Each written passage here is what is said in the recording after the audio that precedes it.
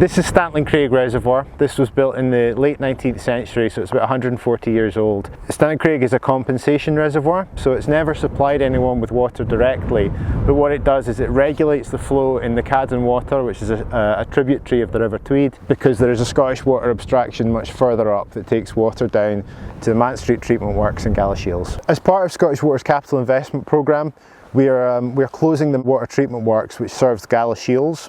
So Galashiels water will now be supplied by the Howden Wells water treatment work, which is a groundwater source. So that means that we no longer require the Cadden water abstraction. The primary functional purpose of the reservoir is to provide a constant compensation flow to assure a minimum flow in the downstream Cadden water against the Scottish Water activities upstream. Scottish Water, working with SEPA as part of Scotland's River Basin Management Plan, we identified that the Stantling Craig Dam actually impedes the movement of fish from the sea up to the upper river.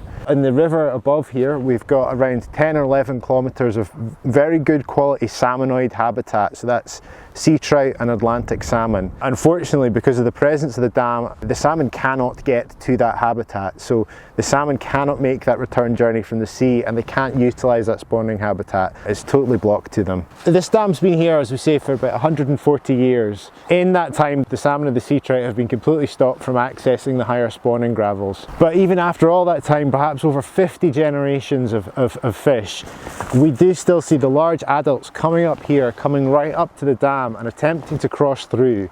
Very sadly, we quite often find them stunned or dead at the bottom of the dam, which just shows after 140 years the salmon and trout have not forgotten that that is their home up there, which is another reason it's important for us to really take careful consideration of whether it's appropriate to remove this barrier and let them get back up there. We looked at options of how we could facilitate that. Initially we looked at installing a fish pass here, which you might see at other sites. Due to the hydraulic constraints of fish passes and the need to have them at quite a gentle angle to allow the salmon to cross, we decided with SEPA that that wasn't necessarily an appropriate intervention. The next step we did consider with SEPA is, can we remove this barrier? Can we just take it away? At present it is still functionally part of the water resource system, but Mant Street treatment works in Galashiels is shortly going to close, and we are going to have no further abstractions from the Cadden water. We are partly trying to restore the hydrological natural flow and level hydrology of this river.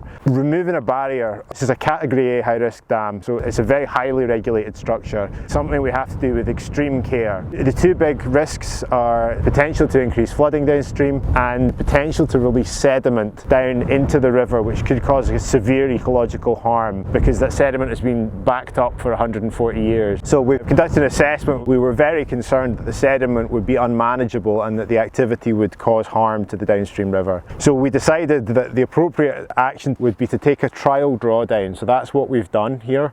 We've effectively had a go at attempting to drop that water level to see if physically we could lower that level and drain the reservoir without harming the downstream water body, and it looks like we have been successful. One thing that the barrier stops that is very natural in a natural river is the healthy balance of sediment coming down.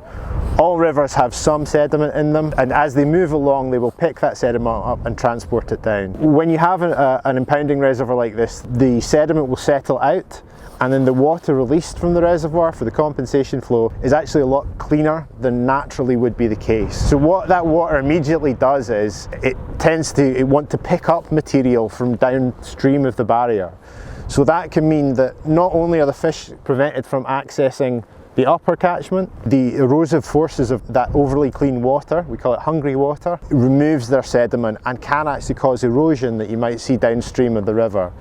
In removing the barrier, we're not just talking about improving access for one species at one point, we're going to more of an ecosystem restoration on a landscape scale to reset nature and allow the river back to its natural status. Impounding reservoirs are essential. We couldn't maintain water supplies to large cities like Edinburgh, Glasgow, or even smaller towns if we didn't have the ability to build these impounding reservoirs and to store and balance water and keep the taps running through a dry summer. But I think it is appropriate, after these barriers become no longer required, that we recognise that there are potential negative impacts on the environment, and we decide and we consider whether it is appropriate to restore nature and to bring it back to its original condition.